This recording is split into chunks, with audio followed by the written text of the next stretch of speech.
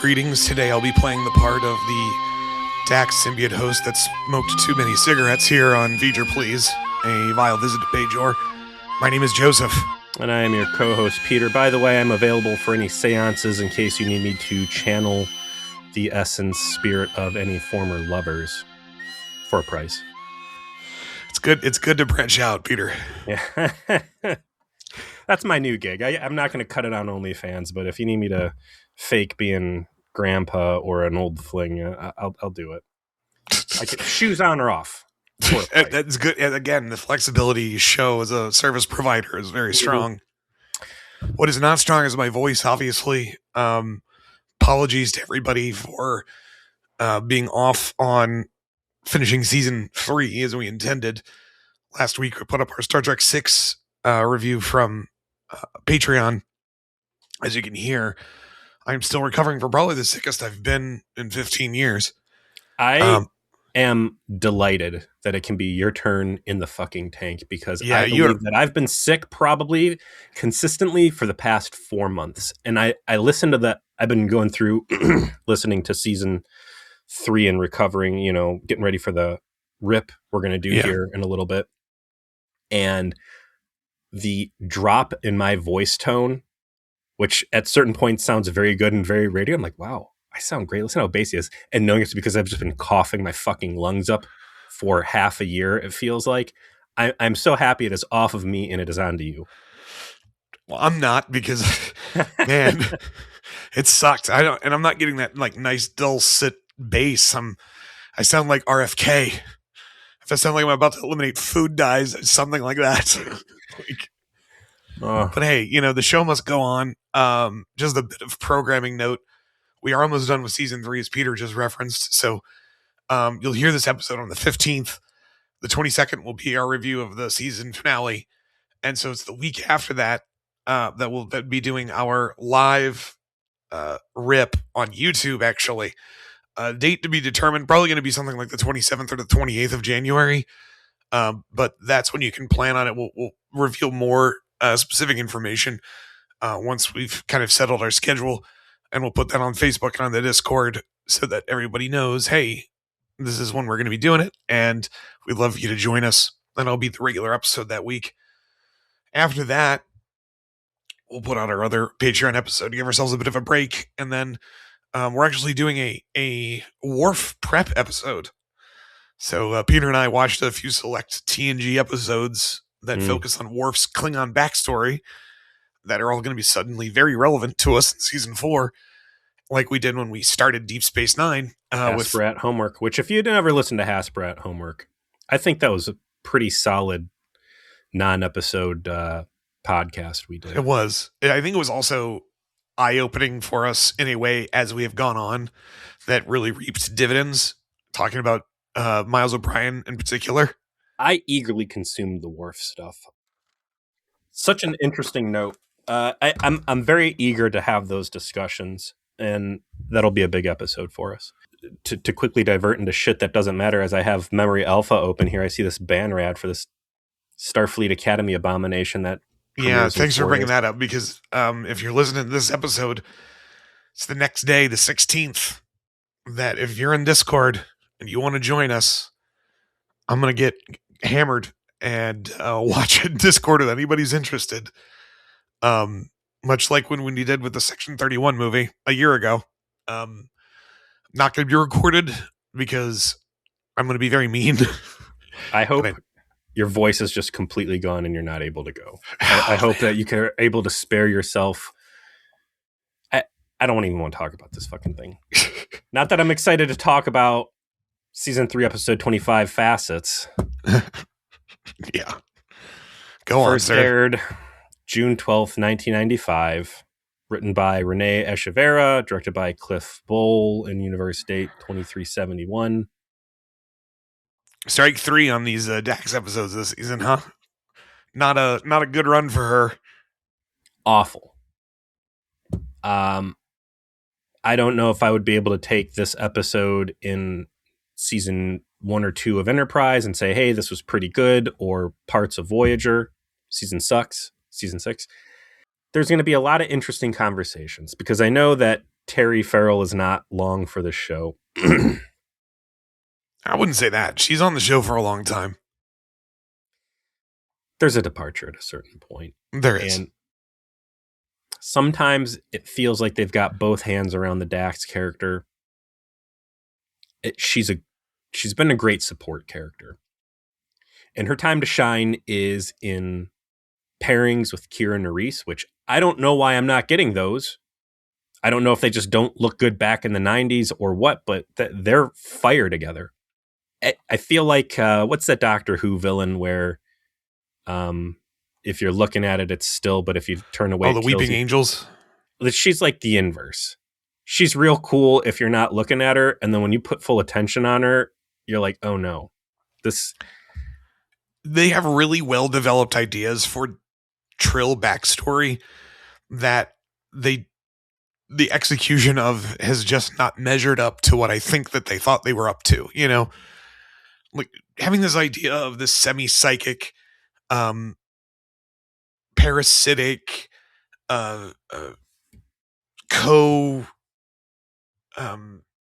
life form that's part of your species development, and that there's this special kind of class of people who essentially get to be immortal through the Dax symbiote or other symbiotes, and that you as a person who inherits that legacy have a lot of extra civilizational responsibility and capacity that others don't have, and it's half mystical and half science.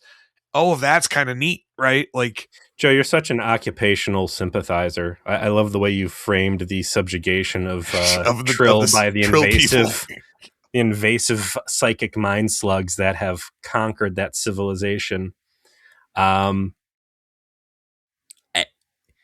Is it a dud concept that could be cool and there's no good way to flesh it out? Or is it a great concept that they just haven't been able to hit the mark?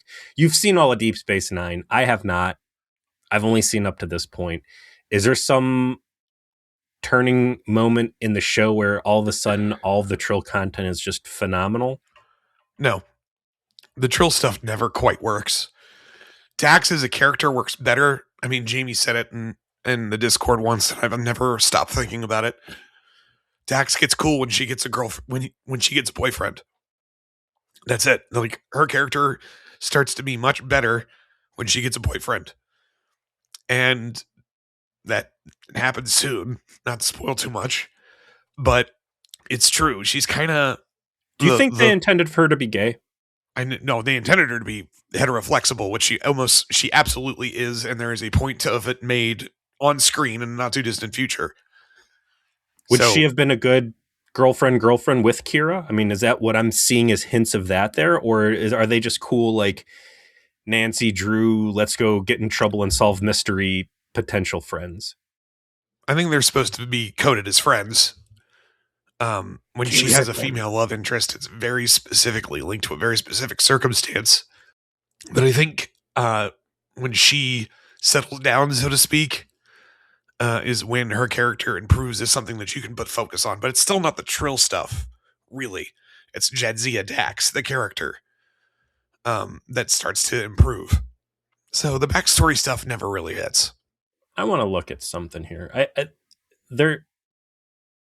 There's a problem, I think, in Star Trek where the penultimate episode of a season is often completely out of touch with what the meta plot, if applicable, has been. And this is a great example of that. What was the second to last episode of season 2?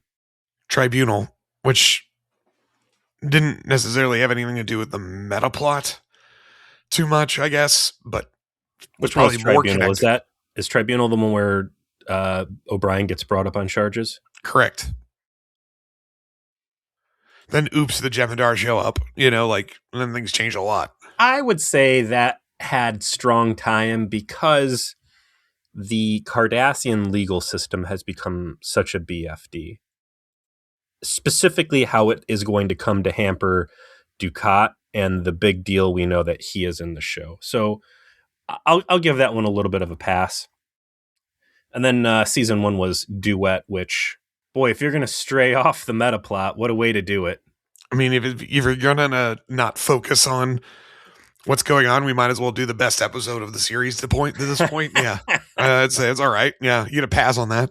And even that was a great explanation of Cardassian culture. So you kind of say like this in a certain way. They might have been going for a duet vibe, just in like, this is going to be a civilization piece, right? A little expose on what is the culture of this planet, and we're really going to flesh this thing out and give you some keen insights here.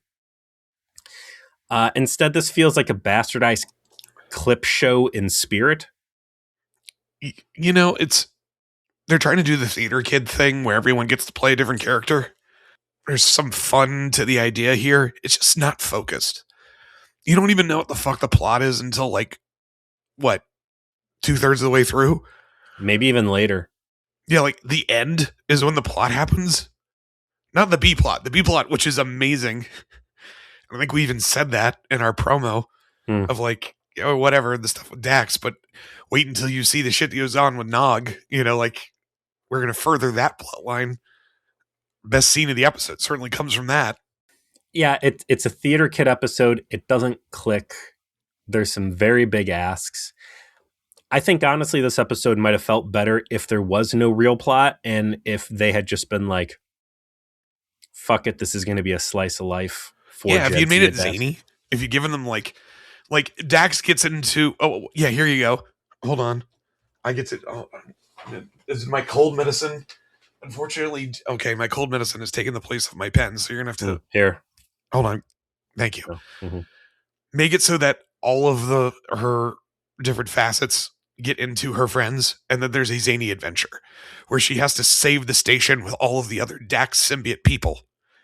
Right? Like they all have to work together, and she has this like revelatory experience where she really gets to know all the different facets of herself because they're literally embodying all of her friends and they work together to solve the problem. Sounds to me like you want to go back to the well of what that stupid old man Bashir episode was supposed to be. But actually like happening in the real world, and like even have like Cisco playing the psycho and like have him have to like 10v1 somebody or something like that. I'll tell you what a great episode for Loxana Troy to have been a part of. Ooh. In this fantasy. The what if there is somehow Loxana's Beta Z menopause or whatever she's got going on has yeeted these personas into her friends, and the station's gonna blow up because it's Thursday, and yeah, there's this team effort, and it's Loxana kind of guiding Jadzia, who has been stripped of all semblance of Trill memories. Right, she's just herself for the first time in a while. God, that would have been phenomenal. Instead, we've got this, and I'll jump ahead because I don't care about this episode, and I don't want to do it any justice. Spoiler, I guess what's going to be in my bottom 3. This opens such a fucking can of worms about immortality and what if. Okay, so if you're a Trill and we have this established tech ritual that allows you to express these so you can just imprint, you can altered carbon re-sleeve yourself into a willing host. Anybody essentially could be a Trill and be puppeted around. And you've got this Prometheus-like ability now, the USS Prometheus, where we are in a battle or some terrible situation, and you can assemble Voltron by disassembling yourself. You could take any 3 dummies on the station or any 7 dummies on the station and take your lifetime of memories and just assign them to people. And now you're like doing... The stupid piece is what they did at the end to suggest that Curzon could stay outside forever. That's what I'm talking about. Yeah, like that was dumb. That was incredibly stupid. It's terrible. Renee Echeverria, I don't know if Iris Barrett was just too busy doing rad shit for the finale that he didn't see what you were doing here. But all the stuff we joked about, like, not joked about, but like, Thomas Riker, what a crazy sea of possibilities that you've got this exact duplicate of Riker with all of security codes and all the wild things you could do there, all the things you could do with a cell cloaking vessel back in Enterprise from the Suliban. Like this is the same thing. This is ridiculous. And what a threat that you could just possess people. Granted, it has to be with their consent, but I don't know, man. This episode's a fucking mess. I don't want to talk about it, and we're going to have to. So let's get to it, right? So let's do the A plot first. The A plot is that Hollow Smut brings in big money. There's a hot and heavy cottage industry of people writing the raunchiest holodeck programs out there. And Quark's like, listen, fuck the Starfleet shit. You boys need to be writing some porn. Yeah. Think about it. So yeah, we want to consider the Nog plot the A plot then? I would like to. Yeah, let's do that. So we already know Nog's trying to join Starfleet, and evidently his path towards doing so involves getting into essentially a summer class for being able to be prepared to take the entrance exam. So this isn't him getting into Starfleet. This is him getting into a program that will enable him to get into Starfleet, because we know Nog's probably needs some additional help academically from Nog, who is not even a high school graduate. Not really, yeah. Actually, I think did he drop out? No, he came back. Yeah, he recently learned how to read in the last couple of years. How does a Frank... Because Quark certainly knows his way around a contract. Like, how is reading not a core Ferengi skill? I presumed it was reading English and not Ferengi, specifically. But sure. In any case, we can at least accept that Nog's, while a smart guy with a lot of capacity, needs the fact that he needs these additional summer classes so that he can succeed in taking the exam makes a ton of sense. And there's a test to be able to take those classes, and he is attempting to pass them. And, Jake is supportive. The Starfleet crew is supportive. And the real drama, of course, comes between Nog and Quark, who still thinks this is a terrible idea. And, of course, his ever-supportive father, Rom, who's doing everything he can to assist Nog in his dreams. And like you said, Quark comes at this like, first, let me try to talk you into being pornographers. And then second, later on, like when it appears that Nog has failed, he actually comes off as very supportive and nurturing and caring in a way that I don't think is fake. I don't think he did that just to put on airs. I think he genuinely thinks he's doing what's right for his nephew's well-being. And also getting what he wants. I mean, it's easy to be nice when things are going your way. I like that Starfleet is tricky. I like that Starfleet has unscrupulous moments, as we've seen it in the Kobayashi Maru, which is just this no-win scenario, and in this application process, because there's a big ask on things in the remote parts of the galaxy, and it makes sense. Not everybody can just go back to Earth and deal with Starfleet Academy directly.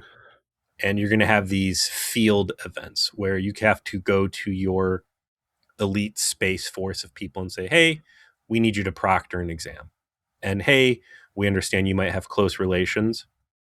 But here in the enlightened future, here in the integrity of Starfleet, there's an expectation that you can go into this clinically and not play favorites and not cheat people and Nog, who had been prepping for this exam by doing runabout dogfight simulators, O'Brien goes to administer this test, and instead the holodeck conjures up ops, and he's like, all right, shit's about to hit the fan here. And then Nog's like, I thought it was gonna be the runabout simulator. I've been studying there. And he's like, well, we can't necessarily see you under pressure if it's something, or we can't see you stressed out if it's something that you've been practicing. Like, this is an intentional curveball. I want to overread into this moment and the ask on non-commission Miles O'Brien. I want to talk about the larger story of Starfleet integrity. And it's easy for us, as we've watched all of these Star Trek, Voyager and Enterprise and everything we know about TNG, often Federation people are the bad guys, or Starfleet. There's some bad actor in Starfleet, right? You have to create antagonists in the organization. Yeah. And when you're the nature of Star Trek, you can't always be an external villain. You got to make internal villains. And usually it's crazy admirals, but occasionally you'll have some psycho who was, throwing people into the warp field in one of the nacelles. And or like Maddox from Measure of a Man or that sort of thing. Maddox was such an interesting character before Picard season 1 really shit the bed. Listen, you don't even have to bring it up. Just think about it in terms of the episode. He's a great example of a Federation antagonist. He is not a bad guy, though, and I wouldn't say he was lacking integrity. He just had a different viewpoint, which was defensible if Data wasn't a beloved character to the audience. But overall, the Starfleet organization is supposed to be the best of the best. And we've talked about the economy of human resources in Starfleet in particular, how big Federation space really is, how many starships pre-Wolf 359 were out there, what the crew complements look like. And while Starfleet might seem like this vast organization that is just huge with unlimited resources, the limiting factor here, it's not energy and it's not material, it's people. Material. Also, I want to take a real quick detour here. And this will be brought up more heavily in the RIP, but people saying that it's reasonable that Bajor is having food woes because even though the Federation has technology, they're not, Bajor isn't in the Federation, and they would have. Jean-Luc Picard said, get these motherfuckers in there. And if you are Benjamin Sisko sitting in your space station up in the sky as the emissary, and you could just say, hey, bring in 2 cargo ships of nothing but replicators to disperse to the surface where we're going to make like soup kitchens that are just open 24/7 and we have unlimited energy because we fracked the fucking moon from the first Farmer episode. I get they're not in the Federation, but the Federation is courting them hard. They are a post-warp society. There's no prime directive restrictions. Like, they absolutely could be dripping in replicators, and unless there's elements within the government that's specifically forbidding that from happening, which might be because I think that to be the case because they want to demonstrate their self-sufficiency after being occupied for so long. Or Kai Wynn does not want them in the Federation, so you have to keep the Federation candy out of their hands. I can take that as headcanon, but as stated, I need a scene from Sisko somewhere saying, like, they're having these food problems. Why won't they take... I've got 2 cargo bays full of replicators. Why can we not get these down to the surface? I get these are little details or whatever, and it's a fine observation for you people out in the audience saying they're not in the Federation yet, but I don't buy it. What was I yelling about? Oh, the resources, right? So Starfleet might seem huge, but the galaxy is bigger. And think back to the Wesley Wants to Go to Starfleet episodes. You've got this child prodigy serving. Again, we're taking story clips that are being put into a much larger story that I don't think they were originally ready for. But Wesley Wants to Go to Starfleet. This child prodigy who is the son of Jack Crusher was a captain. He was a lieutenant commander, but he was an officer. He died in the line. That dude died with honor. Yeah. Jean-Luc Picard's your mom's BFF. Your mom is going to go on to become head of Starfleet, or I think already was head of Starfleet Medical for season 2 Pulaski episodes, right? Correct. So you are the golden child of the Federation, and even you are working your ass off to get through the admissions testing to get into Starfleet. We've seen some real dipshits wearing Starfleet uniforms, but pre-Wolf 359, before Starfleet's desperate, it is the best of the best to get in this motherfucker. Correct. Jump back to what Sisko's saying about, like, I'm willing to believe anybody wearing this uniform at face value. And I don't think he was like, that was a bullshit throwaway line. I think that's a genuine sentiment that a very cynical man is saying. And I don't think it's unreasonable for him to say. I think that in the world that they've painted for Star Trek, every Starfleet officer should have the capacity to be a hero. And not just the capacity to be a hero, not just personal integrity, but incredible competence in their field of study. I remember that Lower Decks-esque episode of Voyager, The Good Shepherd. Yeah. Where we heard about the guy who was like multiple PhDs and working as a crew member in the bowels of the ship because he needed like practical space experience for his fellowship that he wanted. That was a great episode. It was. And that guy in particular story said a lot to me of like, even the dudes who are working in the bowels of the ship are guys with advanced educations, right? Like Miles O'Brien is a NCO. He is a non-commissioned officer. There's in fact a joke at the end of this episode where he realizes he's going to say yes sir to Nog in a few years when he graduates from the academy and is an officer. And even he, somebody who lacks the highly specialized, we'll call it graduate level education of being a Starfleet officer, is capable of engineering feats as a consequence of his personal experience and the expertise that he has developed over the course of a 20-year career, is doing things that are on an elite level. And that is the capacity of every person in the uniform. And like you said, post Wolf 359, especially post Dominion War, when shit gets real and they just gotta get people, and some things happen, and in fact this like directly impacts Nog's story. I was thinking about that in the car, like, I'm sure he's going to end up on the bridge of the Defiant. Why would a cadet be out there? And then I don't even want to invoke the word discovery, but like, I can foresee things getting so bad. They're like, all right, guys, everybody's in an internship where you're probably going to die. Off you go into the field with a year and a half of fucking knowledge. That's not even a spoiler because it's war. That's what literally happened during World War II. You have people who were put on accelerated paths to become officers and shipped off to Europe and be like, all right, lead these guys to battle, right? Mm-hmm. That's just how it happens. And so Nog, obviously we're not there yet. And it's very interesting, though, to see Nog have to go through the process of trying to become one of these people who are elite. And though we've gotten a lot of good information, actually, that he has that capacity, it just hasn't been developed. And this is him trying to put it into practice. To tie it all back, like, all right, we're Starfleet Command or the admissions board or whatever, and hey, your station commander has recommended this guy, and whatever the process is rolling on that, and we are going to expect you guys to be impartial third-party proctors to watch this exam, not play favorites, and there to be no desire or impulse on anybody wearing the uniform. Be like, we can massage him in. It'll look good on the optics, or like, there's no political agenda. It's everybody wearing this uniform knows everybody else wearing that uniform needs to be able to hold up under pressure. You can only afford the best of the best. Yeah, Nog's a good kid, but if you can't cut the mustard, you shouldn't be wearing the uniform, because when the static warp bubbles grabbed you and your world's falling apart around you, everybody here needs to know what they signed up for, and everybody here needs to be ready to do their part to like shoulder this weight.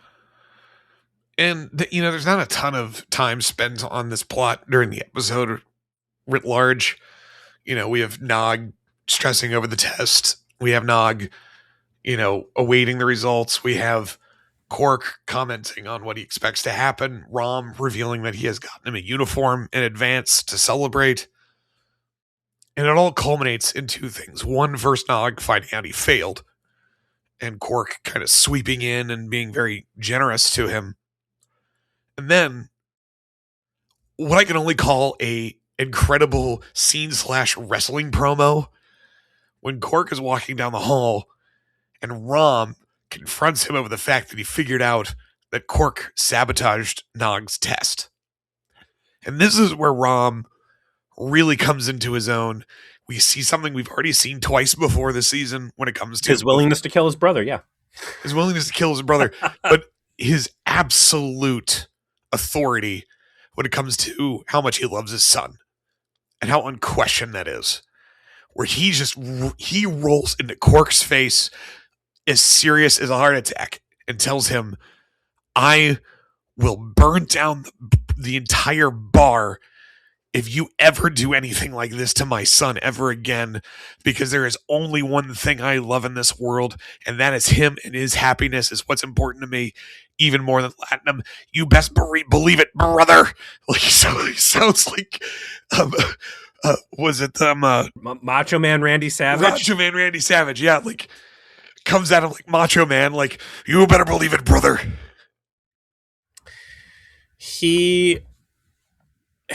His actions there, and we're going to go back to the old Voyager principle, right? Where even dud episodes can have strong content that really age well over time. I don't think Moogie's Millions. What was the real episode on that one? Family Business. Family Business. Getting the background info on Quark's dad, that he was a bad at business, but he was such a strong family man, and that's what his brother has inherited. Whereas Quark tends to take more after his mother. Like seeing moments like that where he is able to be this amazing family man makes that other stuff pay off. And I thought that was a great episode on its own, but just strong world building and character building in that. I like that the uniform that he has bought from Garrick for him is, I don't want to say stolen, but it's inappropriate, right? He hasn't been given the uniform yet, but like it shows that not only he's got full buy-in from his dad, who's very excited for this. It's a cool, like, embarrassing moment. Like, dad, very authentic. And the rest of the Starfleet crew is kind of like, well, that's not the way it works, but no one here is going to make a big deal out of it because on the DL, we are all extrememely proud of what's happened. And that's the buy-in you can get as the crew. If you're like, this isn't a political appointment. We're not letting this guy in just because he's a Ferengi. Like, we have given him 100% difficulty on this across the board. He has proven himself even before Cisco sent the letter off. They had their own litmus test. You know, can this guy cut it? And what a 90s concept that you want to be harder on your friends. Right. You want to make them earn it because that way it eliminates all doubt. There's no participation trophies in Starfleet in 1995. What year is this? There's also no nepotism. You know, like all of these Starfleet officers like him personally. They've known him. They've watched him grow up. And they all are rooting for him. And they have to push him that much harder because they know, you know, they're going to set him up for failure if they don't prepare him adequately for being there, right? Mm-hmm. So it makes a lot of sense, and it pays off nicely. Okay, now to the shitty part of the episode. We're going to talk about Dax and her many internal conversations. So I like the idea of Trill have to go through this process of meeting all of their past selves and having conversations and getting a better understanding of everyone who's had the symbiote before them. And then, I like the idea that this should have happened a while ago, and Jadzia has actively waylaid that. Also makes sense because, like, the symbiote commission's already tried to kill her once. Where was that in this episode? So this and this is the real A plot, obviously, is just miss after miss after miss. I don't give a fuck about any of the back half of this episode, but her having to, like, on screen discuss, like, my race tried to kill me to preserve a conspiracy, and how do I come to terms with that? Right. Yeah, and it doesn't. There's this pregnant pause when the psychic guy shows up. Of like, we've been trying to get her home to do this, and eventually they sent me here instead. And like Cisco to say, like, well, I can understand why she wouldn't want to go back. She didn't have a great experience last time, and it could have been the same guy from the caves. Of like, no, I understand that. That's why I am the one who volunteered to come, because I get what she went through, and I thought she'd be more comfortable with me doing it. A place where she felt more comfortable, being vulnerable rather than being on service of Trill, where she almost got murdered by her own people. Instead, they kind of like glaze over it. The selection of the 7 people that are going to be, doing this is obviously all the main characters plus Lita. That was apparently supposed to be Keiko, which would have made more sense. Yeah, my notes, I'm like, so Jadzia is close to a Dabo girl? Like, are they fucking on the DL? Because I would buy that, turning her back into bi and always out on the pro. I would rather have an episode about how Julian's pissy that Jadzia slept with Lita before he could than what we got here. And apparently Rosalind Chow wasn't available, so like the basic reason that you would expect for not being able to use Keiko, can't use her actress.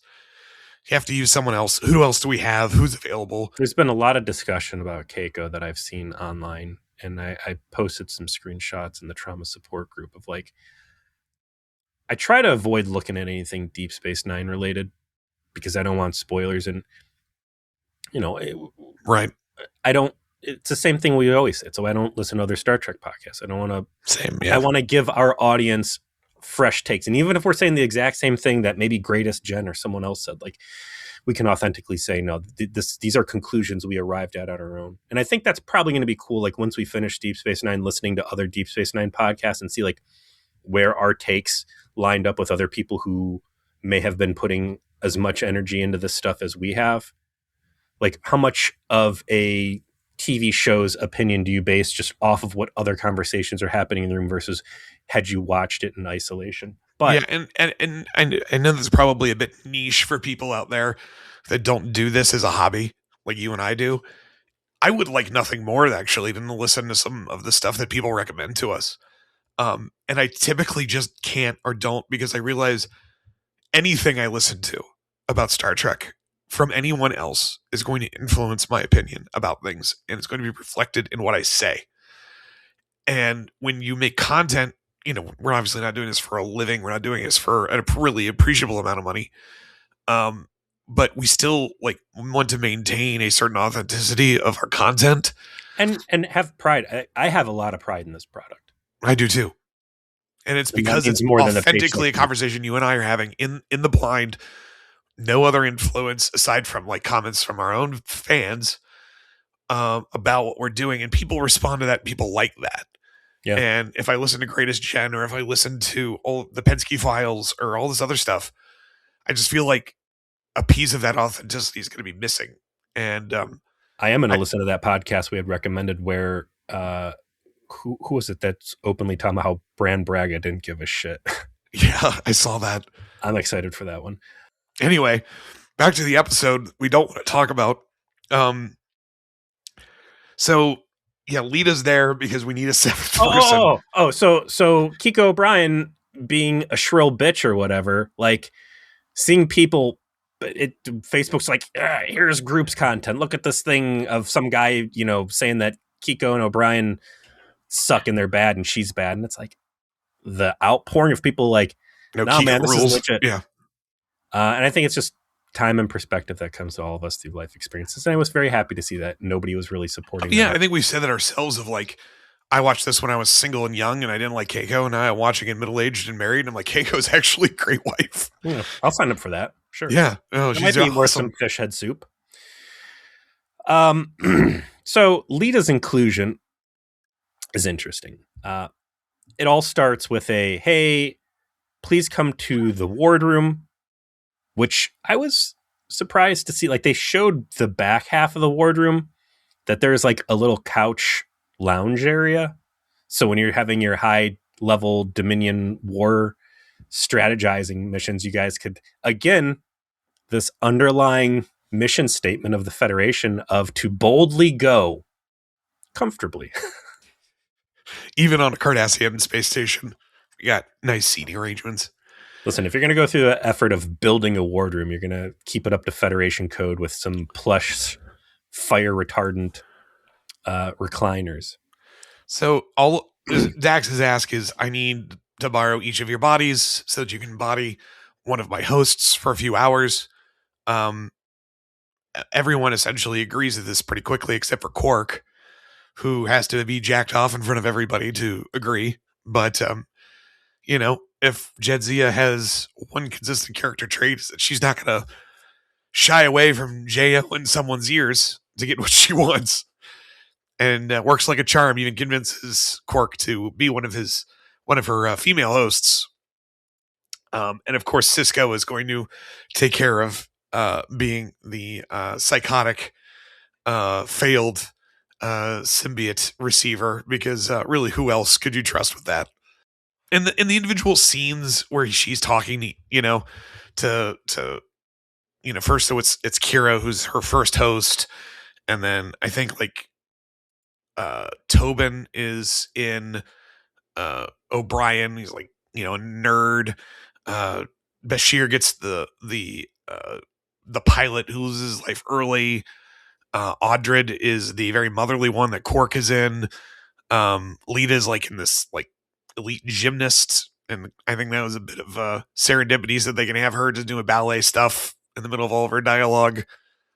And all of it's fine, right? It's all kind of cute, interesting little scenes. Like all by itself, it's not objectionable in any way, and it's a little interesting. Nothing groundbreaking, but nothing like objectionable. Would this have been a good meta plot for the season where this is a prolonged experience and she has one of these encounters every other episode? Or do you think this is something that had to be a full sweeping? I think you've got to fire this off in one. Otherwise, you're asking people to follow too much. Who's what and where.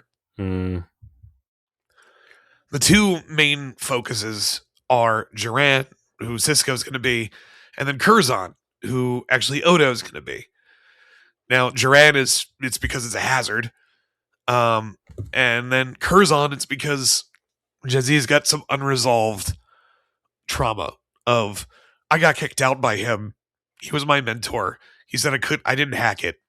I reapplied, and he didn't object for some reason. I've never known why. And now I'm going to finally just ask him because I get to, right?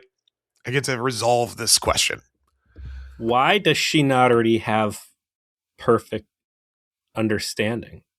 I think it's because if I am going to apply my own understanding of how this works on top, this isn't said in the episode, but it's my interpretation, is that there's the individual personalities that make up the Dex symbiote retain enough of their autonomy that like Curzon's keeping that from her.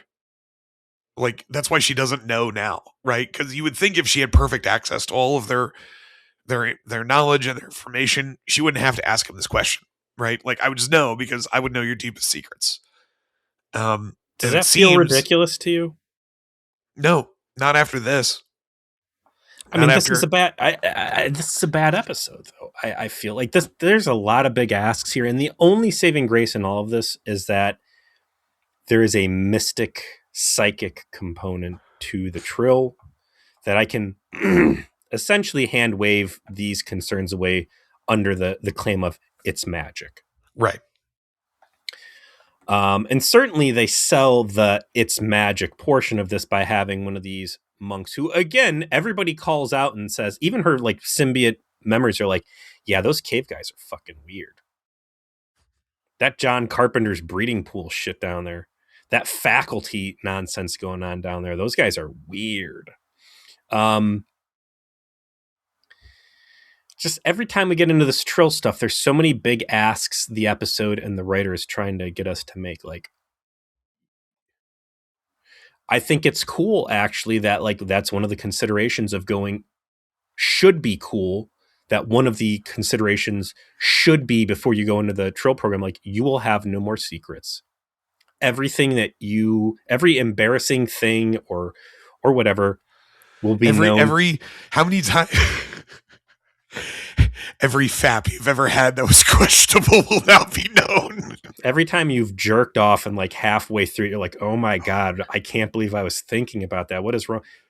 Everybody after a lineage will know. Yes.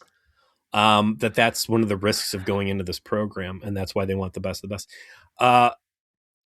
So I will acquiesce to your hypothesis that there is a degree of autonomy that these memories have, but it only builds a stronger case as to the deep level of damage that this episode does, because now the Trill isn't just like, hey, you've got this legacy, but hey, you've got not a cloud backup, you've got like a fucking Norton ghost disk backup of who you are. And at any point, exactly what happens here, you can just be imprinted somewhere else and you are, for all intents and purposes, alive again. And just the fucking can of worms that is. And my biggest issue with this episode, as we get into the tail end, is that this isn't even a Jadzia episode. It's the closest they come to her finally getting to solve her own problems, at least. last couple times they've done Trill episodes or Jadzia episodes, other people have to be the agents of change in her story. At least this time, she's the one that has to resolve her problems with Curzon. That's about all I can say for it. The star of the show is Curzon. Even in a Jadzia episode, like, again, anybody but Jadzia. This is all about Curzon. I don't find Curzon to be an especially compelling character. And I know that's a Star Trek favorite. Like, he gets heavy playtime in the final episode of Lower Decks, the animated series. I'm not drawn to this character. I like him as Sisko's friend, and I like the dynamic it creates with Sisko's interactions with Jadzia. It's interesting to see it's interesting to see Odo's buying into this, right? Because once the Curzon memory gets in, it almost, and they say it's consensual on Odo's behalf, and certainly Odo has shown he's impressionable. He is highly Curzon's very charismatic. I can buy it. Odo's naive. Yeah. And literally putty in Curzon's hands, that he has not only conned Odo into, hey, embrace me taking the wheel, seriously consider me just living here forever. And also we're going to change the way you look, and you're going to be a Trill now. And all of a sudden, like, it becomes the Curzon show through and through, and it leaves Jadzia in such this unflattering, meek state. And it's not until the end where Curzon's like, all right, I will benevolently fill in all the gaps. And the reason why I let you back into the program. This is so dumb. This is it. Like, oh, I was in love with you, and I felt bad, and then I washed you out. Jadzia-san. Really? This is what we're gonna go with? Like, there couldn't have been something deeper than this, something more complex, something less easy. But you've left yourself no space, right? Like, you didn't reveal that this was the plot until there was 15 minutes left in the episode. So you got to wrap this shit up. How do you wrap it up? I was in love with you, and I felt bad about it. Whoops. Get the fuck out of here. I have dragged my crusty old man dick from port to port around the Federation, and I've bedded thousands of women, or whatever the fuck I used to get. The things that we know most about you is that you fucking drink.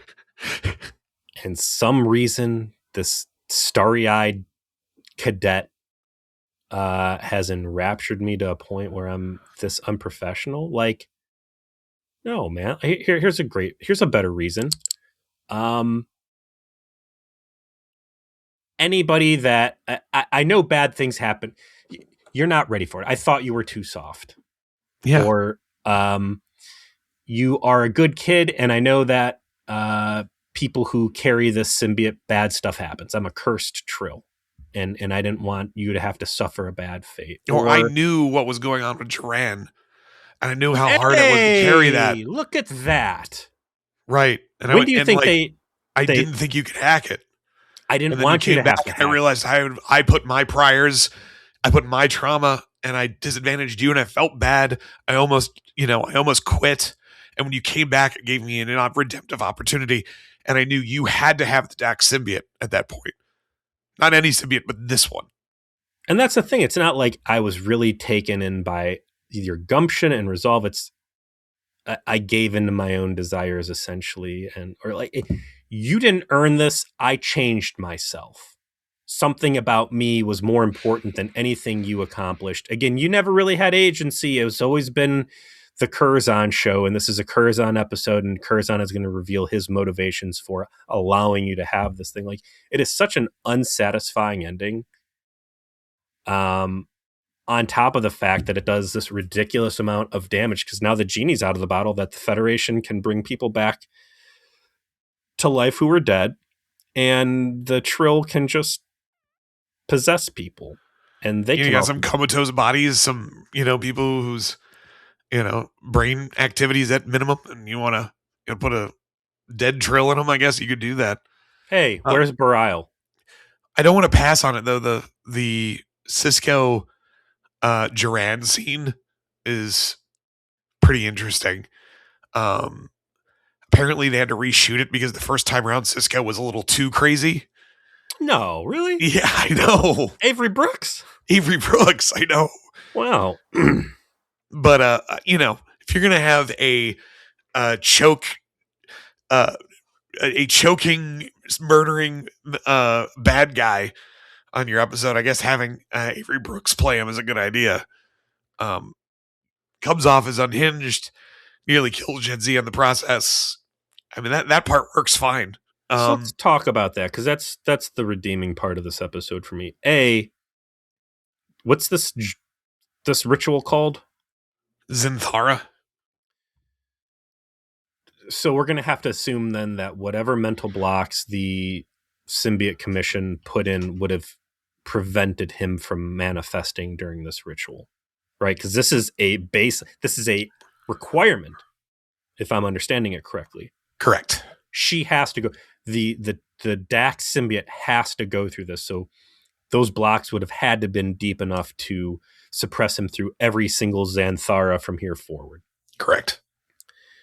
Part of the ground rules on this is that you are welcoming these personalities into your body to puppet you, but at any point you can shove them back. There is nothing meek about Ben Sisko. He is a Green Lantern candidate through and through. This guy is made out of willpower. Yeah. And he is completely overpowered by this guy. At least temporarily. He does reassert himself successfully. After he gets his fucking ass kicked. But I mean, while he's over there, I it's such a good setup because they put him in a holding cell and then Odo fucks off.